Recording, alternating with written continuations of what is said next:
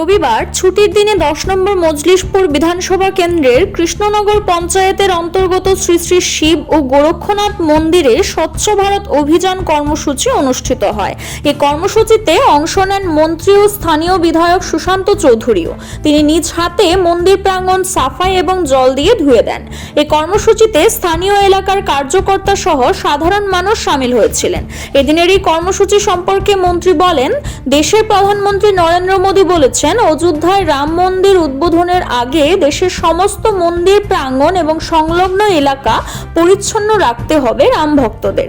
এরই অঙ্গ হিসেবে 10 নম্বর মজলিশপুর বিধানসভা কেন্দ্রের কৃষ্ণনগর পঞ্চায়েতের অন্তর্গত শ্রী শ্রী শিব ও গোরক্ষনাথ মন্দির পরিসরে এক সাফাই অভিযান কর্মসূচির আয়োজন করা হয়। সে সঙ্গে মন্ত্রী আহ্বান রাখেন সকলে যেন এভাবে নিজ নিজ এলাকার মন্দির পরিসর পরিচ্ছন্ন রাখে। আমাদের এই সাফাই অভিযান আপনারা জানেন, মোদিজির নেতৃত্বে দেশে সরকার গঠিত হওয়ার পর থেকেই স্বচ্ছতার উপর বিশেষ জোর দেওয়া হয়েছে এবং স্বচ্ছ ভারত অভিযান নামে একটা প্রকল্প চালু করা হয়েছে, যে সারা ভারতবর্ষের মানুষ, জনপ্রতিনিধিরা, প্রতিটা অংশের মানুষ তাতে অংশগ্রহণ করেছে বিগত দিনগুলোতে এবং সফলতার সঙ্গে এই স্বচ্ছতা অভিযান আমরা জারি রেখেছি মোদিজির নেতৃত্বে। তার আজকের যে বিষয় সেটা হচ্ছে, আমাদের কেন্দ্রীয় নেতৃত্ব সারা দেশেই নির্দেশ জারি করেছেন যে প্রতিটি রাজ্যের মুখ্যমন্ত্রীরা, পার্টির সভাপতিরা, মন্ত্রীরা, বিধায়করা এবং আমাদের বিভিন্ন স্তরের নেতৃত্বরা এবং সাধারণ পর্যায়ে আমাদের যারা জনপ্রতিনিধিরা রয়েছেন পঞ্চায়েত স্তরে এবং কার্যকর্তাগণ সবাই মিলে আজ সারা দেশব্যাপী সেই সাফাই অভিযান বিশেষ করে মন্দিরগুলোতে আমরা সংগঠিত করছি।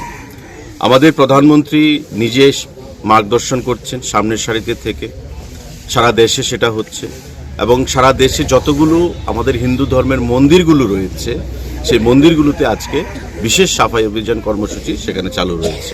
তার কারণ হচ্ছে, আপনারা জানেন, আজকে দীর্ঘদিনের আমাদের হিন্দু সমাজের দাবি, সারা দেশের মানুষের দাবি যে রাম মন্দির নির্মাণ, যেটা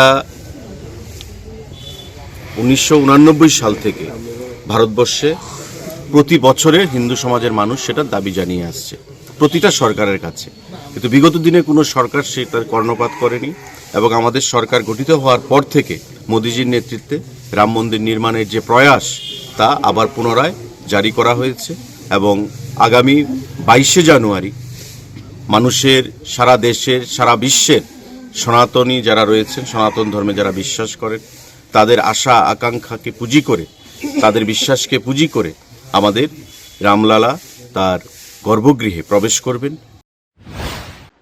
CRI TV, channel for news and entertainment.